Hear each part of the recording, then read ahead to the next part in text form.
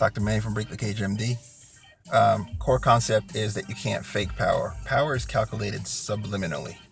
It's a combination of your cortisol level and your testosterone level. Okay, so your cortisol level, as you stress, your cortisol level goes up. Um, when you're in a power dynamic, your entire set of memories that you retrieve is based on your perception of the level of power of the person in the transaction.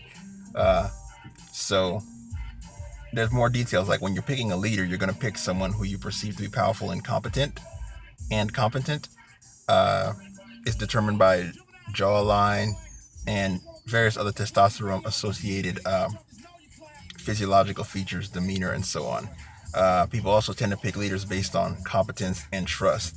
If they have a choice between a leader that is more masculine, more testosterone based, heavy in testosterone, versus a leader lower in testosterone, they'll pick in different contexts. In the context when the community is under threat, people gravitate towards the more masculine of the leaders, the more testosterone signaling.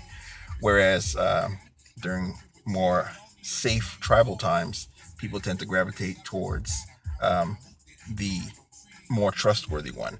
It also turns out that women are differentially attracted to uh, men during their cycle, during the ovulation cycle, based on the testosterone levels as well.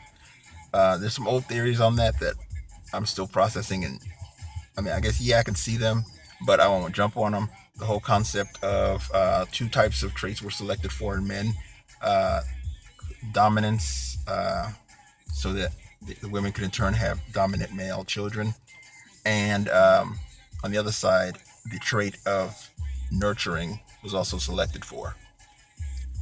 Uh, Ironically, when you look at some of the transaction analysis and those theories, there are two types of parent figures that are represented in the ego. You have a nurturing parent and a critical parent, and the health of the person in large part determines on the level to which they model those and how those interact with the adult ego. Um, yeah, that's just stuff that comes together as you think through it. So going back to the original concept, you can't fake power. The reason you can't fake power is that the second that you make eye contact, the power is calculated subliminally, and you can watch someone in the pupillary constriction takes place when a person is in a situation where they either it's a sympathetic stimulation. There's a change there's a pupillary dilation response, um, which basically signals there a microsecond of fight and flight. It also happens another way you can do it, which is kind of fun, is you have someone add a set of numbers, and you tell them to let you know when they've lost track of the numbers, and actually they don't have to tell you because you can see their pupils do the thing.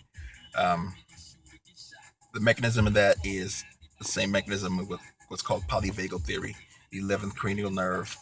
Uh, Polyvagal theory, the core use of it is that when you put someone under enough social stress, you get a glucocorticoid cascade. I discussed this a couple weeks ago that shuts down the prefrontal cortex, and they go all limbic.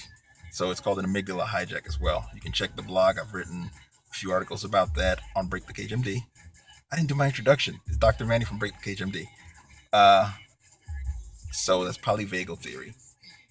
You can counter this with the oxytocin in your attachment theory, because oxytocin is an anxiolytic, so it lowers the cortisol level. Meditation also results in lowering the cortisol level, so it gives you a higher level of flexibility. Now, another concept that I'm going to explore later, but I just want to leave a preview, and for some of the guys that are thinking through this stuff with me, shoot me some ideas or whatever, is the concept that people in higher power levels communicate at higher levels of abstraction. There's an article that says those in power see more forests, less trees. But, well, I'll just tell it now, spoiler. Basically, what happens is that a person thinking at a higher level of power has a lot to do with choice. When you put someone in what they call inevitable threat, they get that cortisol spike. The second you give them control over the situation, even if it's like simulated control, like with the joystick, the cortisol level goes lower. Anytime you have a choice. So power is about choice. At a higher level of abstraction, the situation still has multiple possibilities. It's when you get more concrete to the implementation level that the situation becomes more rigid. If you watch my video from a couple weeks ago, I said that when your control systems are running up against each other, what you do is you go to a higher level, higher purpose. Why? You go why, and that moves you up levels of abstraction until you hit your core values. And then if you align values, you're able to negotiate from the values. That's a large part of the power dynamic. But check this out. Fear, cortisol results in more concrete implementation. So in a certain situation, eye to eye, the person in from the lower level of the power dynamic is going to go polyvagal before the person who has less cortisol. So the person who is of higher power is going to be speaking with a more abstract frame of reference. That person will also have more choice. They will not only be able to interpret your perspective and therefore simulate your theory of mind and predict the outcomes or the paths and decisions that you're going to make based off where you are, they'll also be able to think of the other perspective and therefore chess master you and chess checkmate you. All right, break the cage, MD. Gain power through choice.